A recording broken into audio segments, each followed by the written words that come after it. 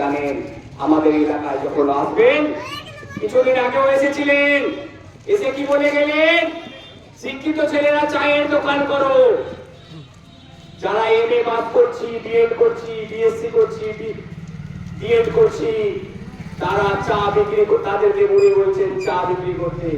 দিদিমণি এবং দিদিমণির যারা এখান থেকে আছেন অনেকে, যারা শুনতে পাচ্ছেন, যারা এখানে যারা আমরা ডিগ্রি পাস করি, তারা আমার বাবা মারা খেটে আমাদেরকে বড় করেন যেন আমি বড় হয়ে একটা চাকরি করব বা করে খাওয়ার জন্য।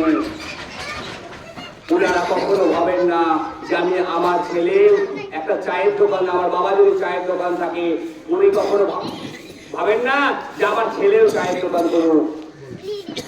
আমিও কথা দিচ্ছি দিদিমণি, আপনারা আপনার ভাইপোকে যেদিন চায়ের দোকানে খুলে দেবেন, আমরা শিক্ষিতরা সেদিন চায়ের দোকানে বলবো।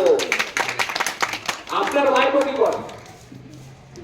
কোন বলে আপনার ভাইপো লাখ লাখ কোটি টাকার মালিক?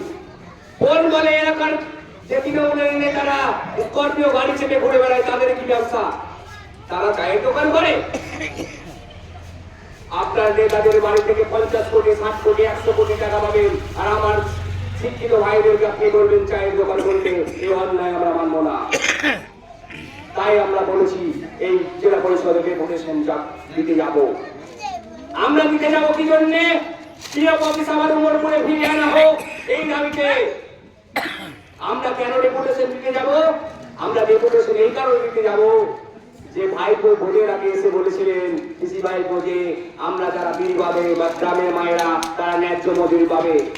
এখানকার এমপি, এখানকার যিনি এমএলএ, তিনারা সবাই কোটি কোটি মালিক, বিড়ির মালিক। উনারা ভোটের সময় আপনার কাছে আসবে, বলবে ভোট